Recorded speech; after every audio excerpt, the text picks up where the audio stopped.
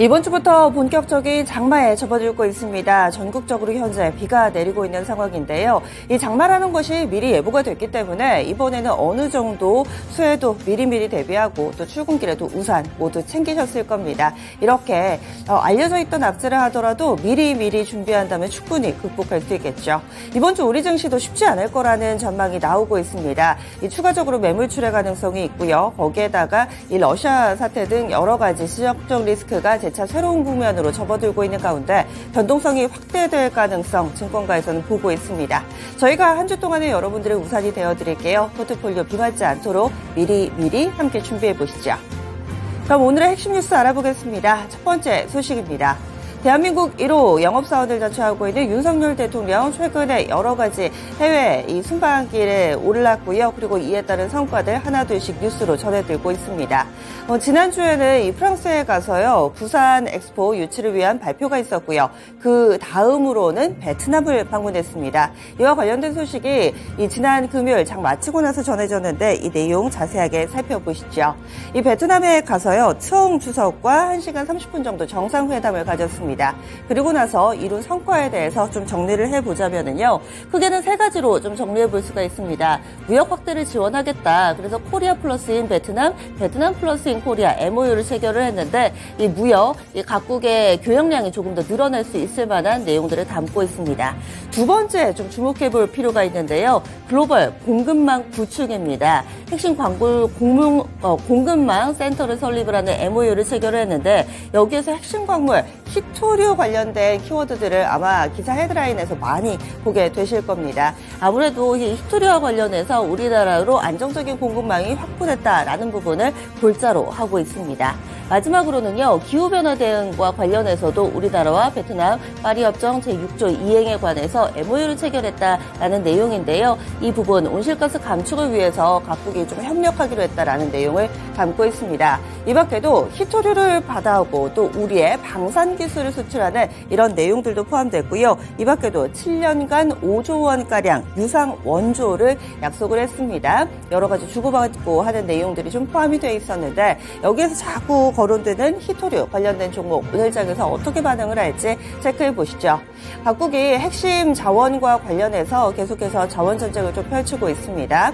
그래서 이번에는 히토류 관련된 부분들을 안정적으로 확보했다라는데 많은 분들이 좀 집중하고 있는 상황인데요. 대표적으로는 노바텍이라든지 티플렉스 그리고 또 유니온 머티리얼 있습니다. 근래 들어서 다소 좀 잠잠했던 종목군인데요. 이 부분이 어떻게 움직일지 확인해 보셔야 되겠습니다.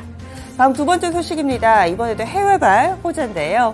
현대건설이 사우디아라비아에서 잭팟을 터뜨렸다. 대규모 수주를 걷어냈다라는 소식이 전해졌습니다.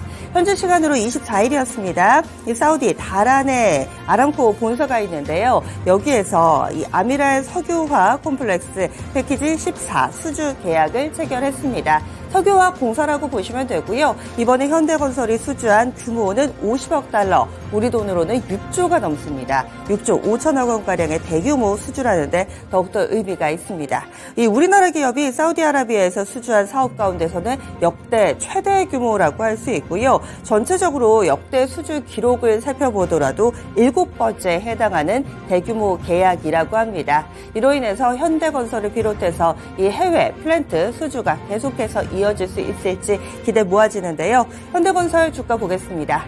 지난주 마지막 거래일입니다. 현대건설의 주가는 4% 정도 하락하면서 38,400원에서 거래를 마쳤습니다. 이번에 이 호재에 어떤 반응이 나올지 오늘장의 움직임 지켜보셔야겠습니다. 다음 뉴스 넘어가겠습니다. 자원 전쟁과 관련해서 앞서서 히토류 말씀을 드렸는데요. 리튬 소식이 나왔습니다. 리튬과 관련해서 계속해서 공급 부족과 관련된 경고음이 울리고 있습니다. 지난 20일부터 22일에요. 미국의 라스베가스에서 한 컨퍼런스가 열렸습니다. 패스트마켓 리튬 공급과 배터리 원자재라는 제목의 이 컨퍼런스였는데 여기에서 주요 리튬과 관련된 기업들이 공급 부족이 임박했다라는 데 한 목소리를 냈습니다. 업계 전문가들은 이 리튬의 공급 부족이 각국의 친환경 자동차 확대에 걸림돌이 될 수 있을 것이다. 기술 발전도 저해할 수 있을 것이다 라면서 우려의 목소리를 냈는데요. 대표적으로 호주에 기반을 둔 광산 업체 레이크 리소스라는 업체의 회장이 이렇게 이야기를 했습니다. 리튬 원자재를 안정적으로 확보하지 못한 배터리 기업들이 위기를 맞을 수도 있다. 이렇게 경고의 목소리를 낸 거고요. 그리고 세계 최대 리튬 생산 업체 앨버말도 비슷한 분석을 내놨습니다. 2030년 전 세계 리튬 수요가 공급량을 50만 톤가량 초과할 것으로 예상된다라고 이야기를 했는데요. 지금 그렇다면 공급 상황은 어떤 것인가? 이 패스트마켓에 따르면 전 세계에서 지난해 새로 만들어진 리튬 광산이 45개입니다. 그리고 올해는 11개 추가될 거라고 하고요. 내년에는 7개가 새로 문을 열 예정입니다. 그럼에도 불구하고 이 수요를 따라가지 못하고 있는 현재 공급 상황이라고 하는데요. 과연 앞으로 리튬 확보와 관련해서 전 세계 완성차 메이커들 그리고 각국에서도 나설 것으로 보입니다. 리튬의 몸값은 더욱더 높아지겠죠. 하얀 금이라는 별명이 이래서 나온 게 아닌가라는 생각이 드는데 관련된 종목입니다. 금양 대표적이고요. 그 밖에도 테라사이언스나 STX도 후발주자로 최근 분류되고 있습니다. 포스코 인터내셔널 하이드로 리튬도 묶어볼 수 있습니다. 이어지는 소식 보겠습니다. 전 세계적으로 앞으로 당뇨와 관련된 수요가 늘어날 것이다 라는 분석이 나왔습니다. 당뇨병 환자가 갈수록 늘어서 30년 후에는 이 전 세계 인구 10명 가운데 1명, 그러니까 10%가 당뇨병에 걸릴 수 있다라는 경고가 나온 건데요. 이 의학 분야의 국제학술지 랜시시에 실렸습니다.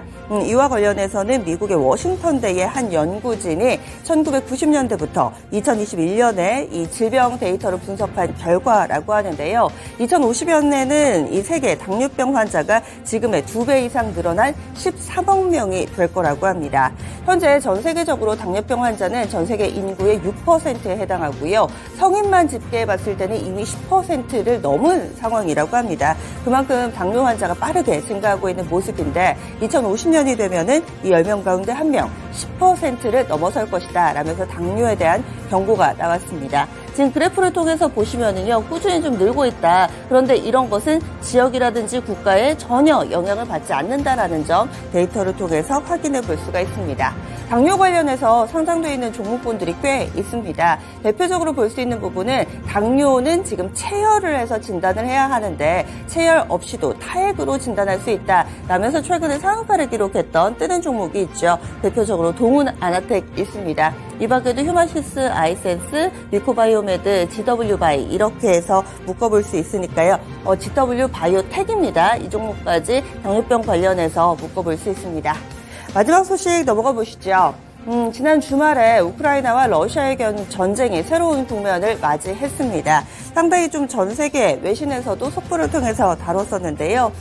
돈을 받고 러시아를 도와주는 용병그룹 바그너 쪽에서 이번에 배신을 했다라는 소식이 좀 전해지고 있습니다. 현재 이 보도를 통해서 살펴보시면은요, 지난 23일이었습니다. 그때 오전 11시에 바그너를 이끌고 있는 프리고진이 이렇게 이야기를 했습니다. 러시아 미사일 공격을 받았다. 아군끼리 이런 일이 좀 발생을 하면은 잡음이 좀 생기게 되는 거고요.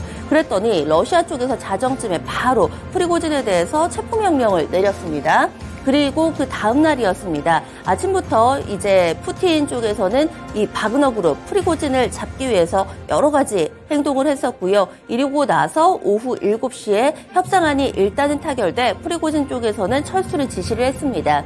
그래서 지금 이 프리고진이 이끌고 있는 바그너 그룹 같은 경우는요, 안쪽에서 이 러시아 군과 교전을 하기도 했었고요. 그러다가 다시 지금 철군을 해서 일단은 좀 마무리가 된 상태이기는 합니다. 하지만 과거 역사적으로 봤을 때 이 내부적인 이 반군과 관련된 교전이 일어날 경우에는 금세 이 기운을 잃고 이 부분이 전쟁에 큰 영향을 미쳤다라는 부분 과거의 역사적으로도 해석해 볼 수 있어서 이번에 러시아 사태에도 상당히 의미 있는 변화가 발생할 것이다 라고 해석합니다. 두 가지 가운데 하나입니다.